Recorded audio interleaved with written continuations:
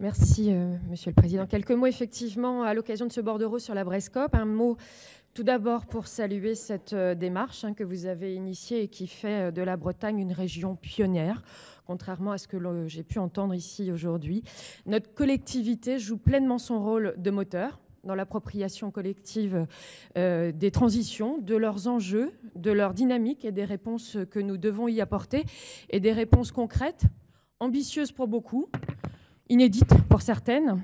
Nous les avons ici dans les 38 objectifs qui nous sont proposés dans ce bordereau. Je salue aussi la méthode qui a été enclenchée pour arriver à ces 38 objectifs. Vous l'avez redit, une large concertation citoyenne lancée après notre session à Brest. Les élus et les partenaires, plus de 600, vous l'avez rappelé, que vous avez pu rencontrer lors des 5 réunions territoriales que vous avez présidées sur les territoires, le débat que vous avez enclenché au sein de la CTAP, les avis du comité scientifique de la Brescope, les échanges avec le monde économique, les échanges avec le monde associatif, bref, ce travail enclenché qui débouche aujourd'hui sur ce bordereau nous démontre bien que nous sommes sur le bon chemin, celui de la responsabilité partagée, assumée, celui de la rupture négociée, comme vous l'avez rappelé, pour répondre à la fois aux urgences climatiques, aux défis environnementaux, mais également pour répondre aux attentes sociétales en matière de réduction des inégalités, qu'elles soient territoriales, qu'elles soient sociales, mais qu'elles soient aussi énergétiques. Et je m'attarderai sur ce dernier point. Effectivement, il y a beaucoup d'objectifs dans ce bordereau sur cette transition énergétique, mais je voulais rappeler quand même qu'on ne part pas d'une page blanche, puisque il y a 8 ans déjà a été voté dans cet hémicycle le pacte électrique breton, qui déjà à l'époque montrait la prise de conscience de la collectivité sur le fait que nous devions changer nos comportements, nos modes de consommation, que nous devions aussi atteindre à une plus grande autonomie en matière de production de nos énergies, et notamment en favorisant le développement des énergies renouvelables. Cette transition, eh bien, elle est enclenchée. Et contrairement à ce que certains peuvent le dire aujourd'hui, les Bretonnes et les Bretons ont changé leur comportement, les chiffres sont là.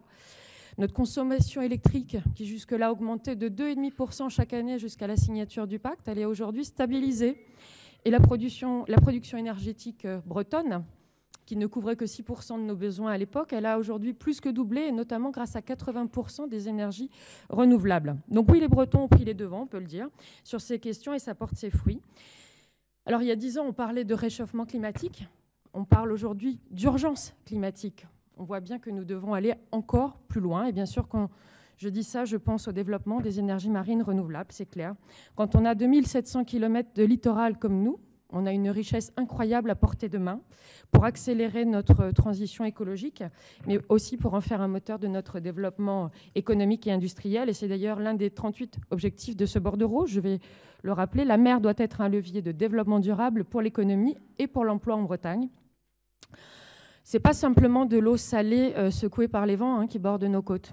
Très clairement, on peut le dire, c'est un gisement d'or naturel qui peut nous permettre de réduire nos consommations d'énergie fossile, un gisement d'or à volonté pour créer une filière industrielle d'avenir, et enfin un gisement d'or à forte valeur ajoutée, puisque ça nous permet de créer de l'emploi, et de l'emploi non délocalisable. Et cette richesse, on en a pris conscience il y a déjà longtemps, puisque depuis près de 10 ans, on a mis bout à bout l'ensemble des briques pour être au rendez-vous avec les industriels. D'ailleurs, cette volonté politique, elle va devenir une réalité dans quelques mois, puisque nous allons accueillir sur le terminal EMR de Brest, actuellement en cours de construction, le premier industriel, celui qui aura été choisi début 2019 par Elmarine pour déployer le champ d'éoliennes posées au large de Saint-Brieuc. Donc je pense qu'on peut le dire sans rougir, nous nous sommes donné les moyens pour être au rendez-vous. Mais mes collègues de la majorité l'ont rappelé hier, malheureusement, sur ce dossier, nous ne sommes pas seuls maîtres de notre destin, puisque nous dépendons des appels d'offres lancés par l'État. Nous connaissons désormais les contours, les grandes lignes plutôt de cette programmation pluriannuelle de l'énergie. Elle était très attendue. On peut dire clairement qu'elle est en deçà, en tout cas, elle n'est pas à la hauteur des enjeux. Sur l'éolien offshore, que ce soit posé ou flottant, les objectifs en volume et en cadencement sont bien en deçà des attentes des industriels et des collectivités. On nous annonce 5 gigawatts quand on attendait le double, voire le triple. L'hydrolien n'y est même pas cité. Je vais donner 2 exemples bretons pour être plus précis. Le premier, nous avons délimité en juin dans cet hémicycle au sein de la conférence régionale mer et littoral une zone de consensus au sud de Groix et de Belle-Île. Alors, je vais revenir là-dessus. Une zone de consensus, ça veut dire qu'elle a été validée par une centaine de personnes présentes dans cette conférence, qui sont les représentants de l'ensemble des usagers de la mer. Et jusqu'à preuve du contraire, ces usagers de la mer sont aussi des citoyens bretons. Et donc, ils ont validé tous ensemble ici une zone de consensus pouvant accueillir jusqu'à 1 gigawatt d'éolien flottant au large de Groix et de Belle-Île. Alors, la programmation pluriannuelle de l'énergie, malheureusement, elle nous en propose que 250 mégawatts, c'est-à-dire un quart seulement du potentiel de cette zone. Et elle nous promet un appel d'offres en Bretagne Sud en 2021, quand on l'attendait en 2019. Et donc peut-être un deuxième en 2021. Bref, on est loin du compte. On sait très bien que pour qu'une filière industrielle voie le jour et pour qu'on puisse atteindre nos objectifs, très clairement en termes de volume, il faudrait un appel d'offres tous les 2 ans. Donc la situation, Monsieur le Président, elle est celle-là. On va dire qu'elle est décevante.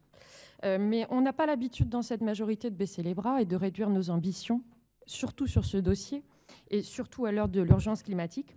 On a donc 6 mois, très clairement, jusqu'à la publication des décrets pour sonner la mobilisation générale, que ce soit ici dans cet hémicycle, mais aussi au Parlement. Et nous avons ici de nombreux parlementaires bretons qui, je n'en doute pas, porteront notre message. Plus de volume, plus de volume, voilà, c'est ma détermination. Un calendrier aussi plus offensif en matière de lancement des appels d'offres. Pourquoi ? Parce qu'on parle de transition énergétique. On parle de développement économique et je pense notamment au Finistère lorsque j'évoque le développement économique. On parle de création d'emplois non délocalisables, on parle de développement de nos places portuaires, on parle d'innovation, on parle de valeur ajoutée, on parle également de compétences. Bref, on parle aussi juste de l'avenir de la planète qu'on veut laisser à nos enfants et à nos petits-enfants. Donc pour toutes ces raisons, je pense que le renoncement n'est pas autorisé.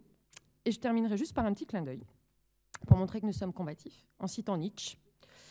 La croyance que rien ne change provient soit d'une mauvaise vue, soit d'une mauvaise foi. La première se corrige, la deuxième se combat. Je vous remercie.